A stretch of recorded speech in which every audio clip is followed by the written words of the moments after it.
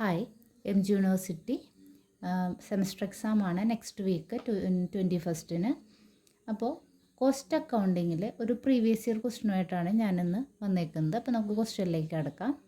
Mister X furnishes the following data relating to the manufacture of a standard product during the month June 2016.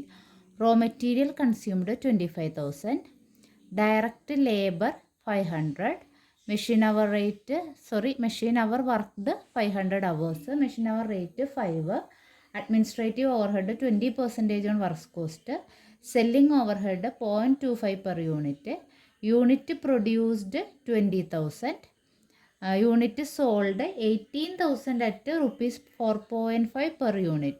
You are required to prepare a cost sheet. ഇപ്പോൾ cost ഷീറ്റിൻ്റെ problem ആണിത്. എന്തൊക്കെ കണ്ടുപിടിക്കണം? First കണ്ടുപിടിക്കേണ്ടത് cost of production, then profit per unit sold and profit for the period. ഇത്രയും കാര്യങ്ങളാണ് നമുക്ക് കണ്ടുപിടിക്കാനുള്ളത്. അപ്പോൾ നമുക്ക് തന്നിരിക്കുന്നത് റോ മെറ്റീരിയൽ നമുക്ക് തന്നിട്ടുണ്ട്. അപ്പോൾ റോ മെറ്റീരിയൽ എത്രയാണ്? 25,000 ആണ് റോ മെറ്റീരിയൽ.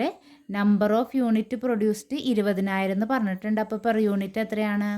25,000 divided by 20,000. അപ്പോൾ നമുക്ക് 1.25 കിട്ടും.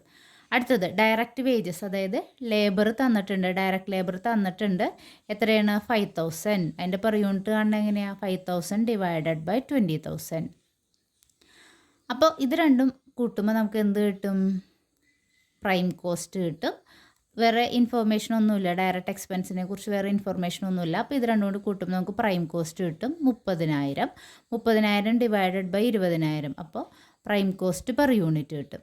അടുത്തത് നമുക്ക് വർക്ക്സ് ഓവർ ഹെഡാണ് കാൽക്കുലേറ്റ് ചെയ്യണത്. വർക്ക്സ് ഓവർ ഹെഡ് കാൽക്കുലേറ്റ് ചെയ്യാൻ വേറെ പ്രത്യേകിച്ച് ഇൻഫർമേഷനൊന്നും തന്നിട്ടില്ല. നമുക്ക് തന്നേക്കുന്നത് അവേഴ്സ് വർക്കഡും അതേപോലെ തന്നെ മെഷീൻ അവർ റേറ്റും ആണ്.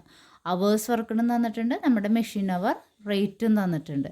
അപ്പോൾ നമുക്ക് എന്താ? അവേഴ്സ് വർക്കഡ് 500, റേറ്റ് എത്രയാണ്? 5 rupees. അപ്പോൾ 500 × 5 2,500 വർക്ക്സ് ഓവർ ഹെഡ്.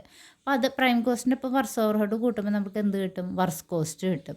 അപ്പോൾ ഇതിനൊക്കെ 20,000 കൊണ്ട് ഡിവൈഡ് ചെയ്യുമ്പോൾ നമുക്ക് പെർ യൂണിറ്റ് കിട്ടും. ഇനി അഡ്മിനിസ്ട്രേറ്റീവ് ഓവർ ഹെഡ് എന്താ നമ്മളോട് പറഞ്ഞിരിക്കുന്നത്? 20% ഓൺ വർക്ക്സ് കോസ്റ്റ്. അപ്പോൾ വർക്ക്സ് കോസ്റ്റ് 32,500 അതിൻ്റെ 20% 6,500. അപ്പോൾ അതിൻ്റെ പെർ യൂണിറ്റ് എത്രയാണ്? 0.325. ഇനി അപ്പോൾ ഇത് രണ്ടും കൂടി കൂട്ടുമ്പോൾ, അതായത് വർക്ക്സ് കോസ്റ്റും അഡ്മിനിസ്ട്രേറ്റീവ് ഓവർ ഹെഡും കൂടി കൂട്ടുമ്പോൾ നമുക്ക് എന്ത് കിട്ടും? 39,000. അപ്പോൾ 20,000 യൂണിറ്റാണ് നമ്മൾ പ്രൊഡ്യൂസ് ചെയ്തത്.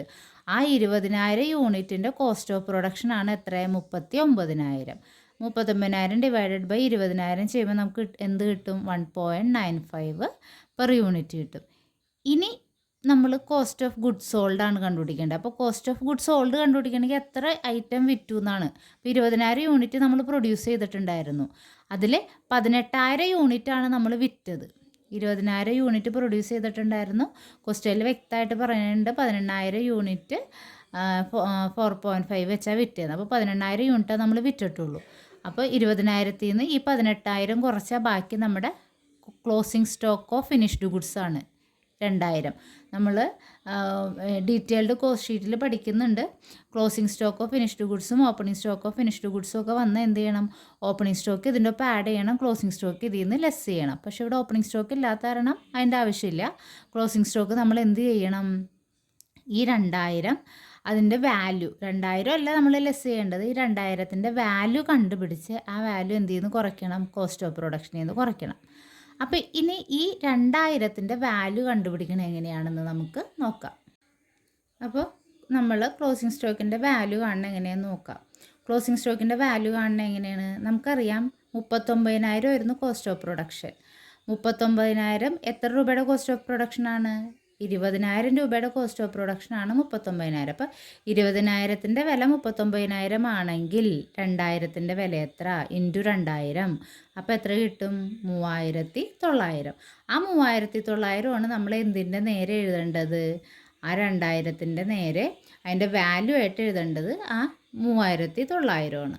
അപ്പോൾ 35,100 നമ്മുടെ കോസ്റ്റ് ഓഫ് ഗുഡ്സ് സോൾഡ്. 39,000 നിന്ന് ക്ലോസിംഗ് സ്റ്റോക്കിൻ്റെ വാല്യൂ കുറച്ച് 35,100. 35,100നെ 18,000 കൂടി ഡിവൈഡ് ചെയ്യുമ്പോൾ നമുക്ക് എന്ത് കിട്ടും? 1.95 എന്ന് കിട്ടി. ഇനി അടുത്ത നമ്മൾക്ക് സെല്ലിംഗ് ഓവർ ഹെഡാണ് ആഡ് ചെയ്യേണ്ടത്. സെല്ലിംഗ് ഓവർ ഹെഡ് എത്രയാണെന്ന് പറഞ്ഞേക്കണേ 0.25 പെർ യൂണിറ്റ് എന്ന്. അപ്പോൾ വിറ്റത് 18,000 18,000 ഇൻറ്റു 0.25 എന്ന് പറയുമ്പോൾ 4,500 പെർ യൂണിറ്റ് 0.25 തന്നെ എഴുതും. ഇത് രണ്ടും കൂടി ആഡ് ചെയ്യുമ്പോൾ നമുക്ക് 39,600 കിട്ടും. അതാണ് കോസ്റ്റ് ഓഫ് സെയിൽസ്. അപ്പോൾ അതിനെ 18 കൊണ്ട് ഡിവൈഡ് ചെയ്ത് കഴിഞ്ഞാൽ 2.2 കിട്ടും. ഇതിങ്ങനെ ആഡ് ചെയ്താലും 2.2 കിട്ടും. ഇനി പ്രോഫിറ്റ് കണ്ടുപിടിക്കണത് എങ്ങനെയാണ്? നമുക്ക് ഓൾറെഡി സെയിൽസ് തന്നിട്ടുണ്ട്. എത്രയാണ്? 18,000 ഇൻറ്റു 4.5 81,000 തന്നിട്ടുണ്ട്. അപ്പോൾ ഈ 81,000 നിന്ന് കോസ്റ്റ് ഓഫ് സെയിൽസ് കുറച്ച് കഴിഞ്ഞാൽ നമുക്ക് എന്ത് കിട്ടും? പ്രോഫിറ്റ് കിട്ടും. ആ പ്രോഫിറ്റ് എത്രയാണ്?